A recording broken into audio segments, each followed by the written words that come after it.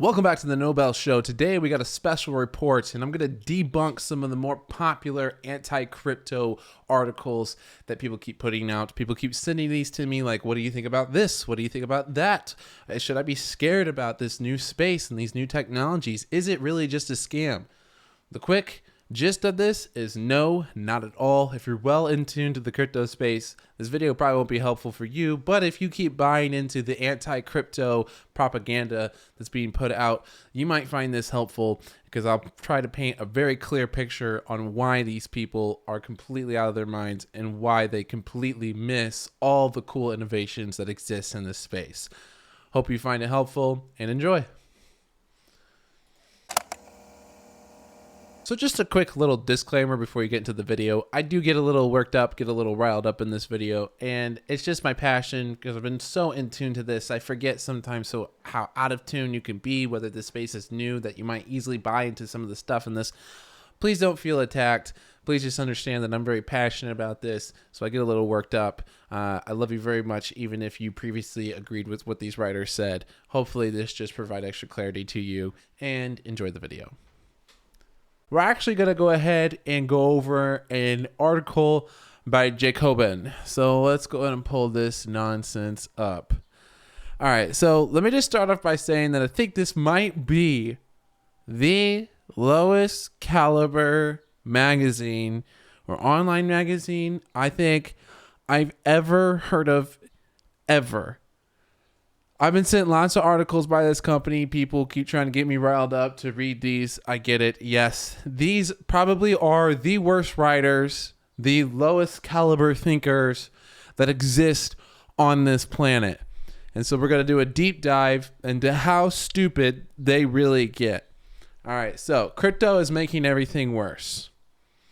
Let's see if they have any idea what crypto even is.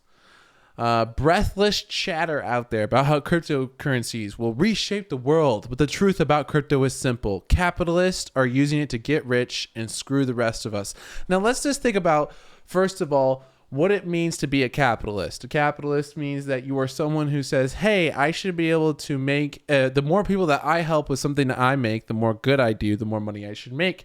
If I, one person, manage to help 100 million people with a good or service that I produce, I should reap those rewards disproportionately from the rest of the population due to the amount of good that I do solely. So that's the gist of capitalism, right? Because lots of people like to conflate capitalism with consumerism.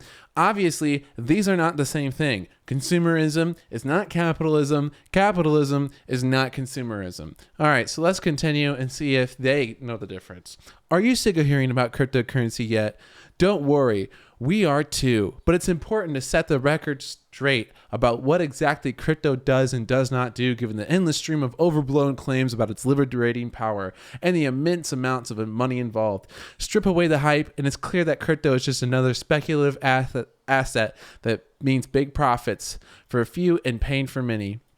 So if you strip away the hype of this intro to this article, you can read a bunch of nothing. So far we've seen fluff and nothingness. So let's see if we get any real substance here. In a recent interview in The Dig, a Jacobin podcast, Jacobin?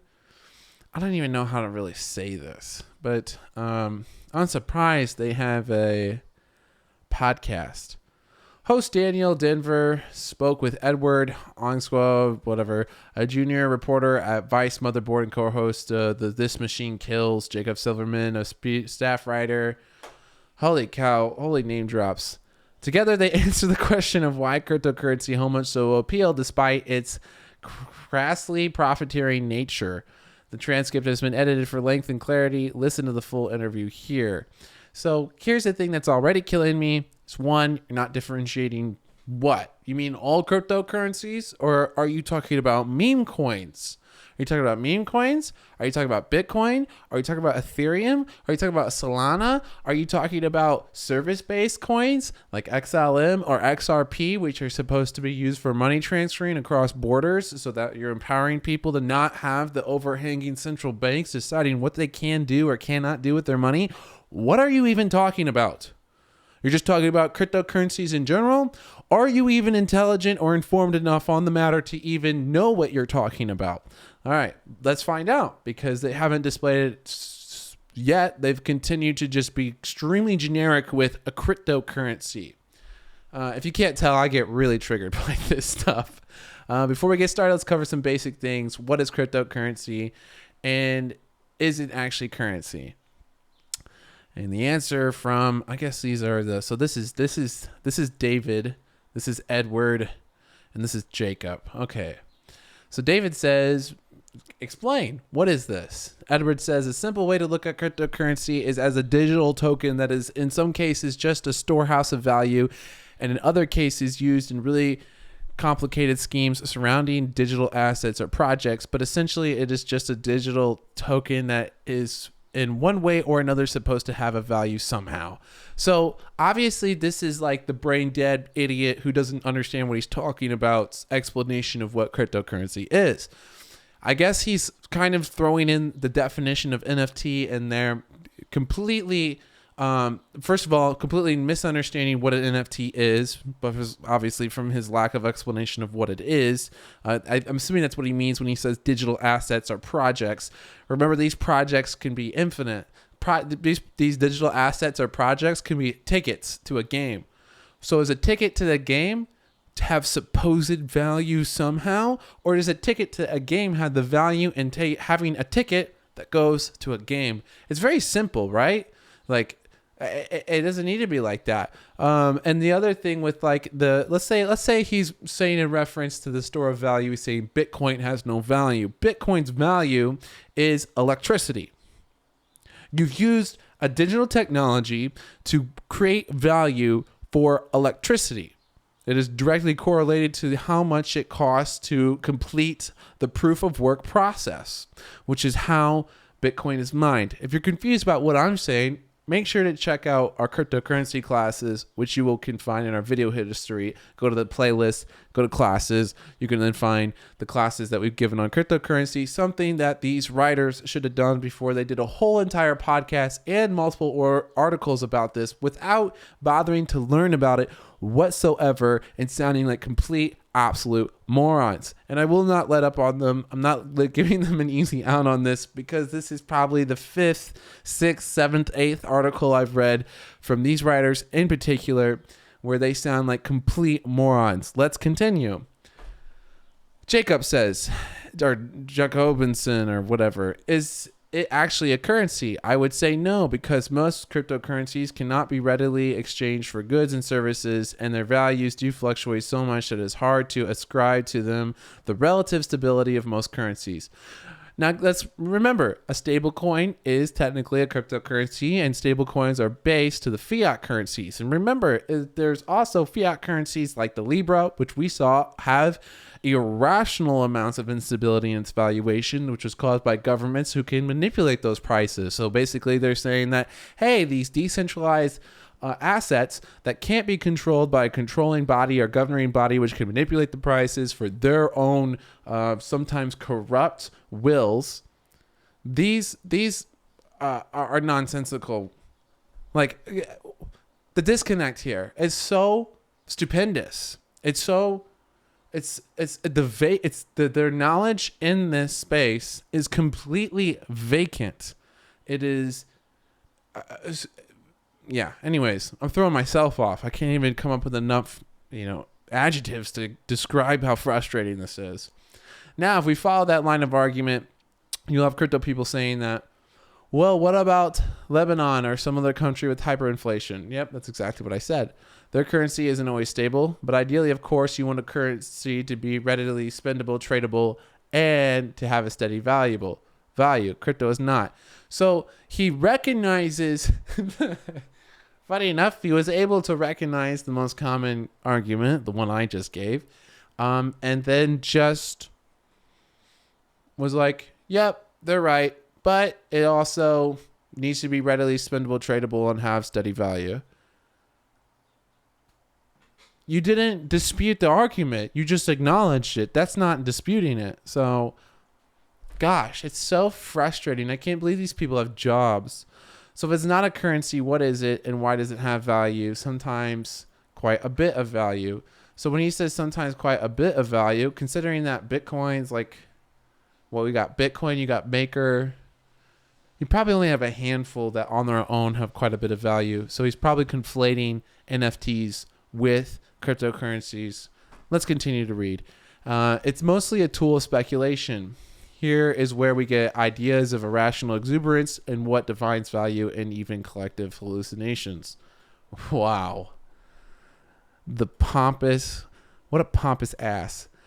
But I think the main use for cryptocurrency is for market speculation and creating complex and potentially economically dangerous financial instruments that are not different from credit default swaps. In terms of productive value, I would say there is none. The main value of cryptocurrency is a tool for speculation and people are trying to get rich. So here's the thing that really blows my mind with people who say stupid things like this, is that when you're buying a crypto, you're basically buying an early stage company. You're basically buying a company that hasn't IPO'd yet, something that people who are not considered institutional investors or accredited investors never have access to. You have, for the first time in your lifetime, probably the only time ever in your entire life, the opportunity to buy something before all the big fish get their grubby hands on it and conflate the price. All right, because when you buy something that's IPO'd on the stock market, everyone's already gotten their share, their pickings from it. And just look back at what happened with all the IPOs in 2020 and 2021. What's happened to those stocks? They've been bludgeoned. Just absolutely bludgeoned. Why? Because they hit the market at valuations that were completely ludicrous. And then retail was supposed to come in and buy these ludicrous prices. But in the world of cryptocurrency, you don't have any of this. You don't have these corporations inflating these prices or these type of auctions that occur before the listing, before the retail investor, before the everyday person can get in there and actually try and create some value for themselves. Here you have the normal risk reward that everyone should have the opportunity to expose themselves to. You can buy this early startup company. Remember, this is a company that's supposed to offer a service, whether it's Filecoin, where they're saying, hey, you can use the extra storage on your computer as you can put that up and be paid in our currency. And then other people can use it and it will be safe. There'll be no governing body. You won't have to store it with AWS, who can shut you down at any point in time. None of that.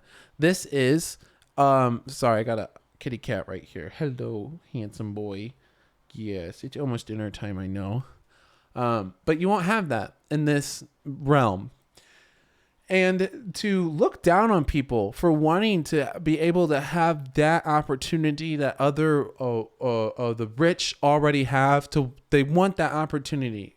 And to look down on them for it with this pompous attitude of, oh, this is just people trying to get rich. So are you. What are you going to mean to tell me you made this whole website? You made this whole podcast? You do all this shit and it wasn't to try and get rich or to try and make money for yourself? You go screw yourself. You pompous POS. How dare you?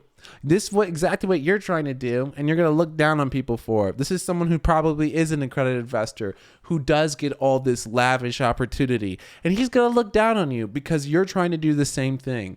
Screw him. And he doesn't even understand this is basically like software. He's basically saying that software is just speculation and has no inherent value. That's how stupid it really is. All right, so let's tune back into the response. I agree. These are interesting projects that come as a result of things that people believe they have to do when they are organizing off a cryptocurrency or currency-backed platforms. But cryptocurrency in of itself, I can't see as a currency. Let's just pause here because once again, there's lots of different cryptocurrencies. They're generalizing. They're not talking about the different services or different products that are built upon them. That's the NFTs. or what applications they're used of. They're trying to clump, generalize, suppress with pompous, elitist attitudes.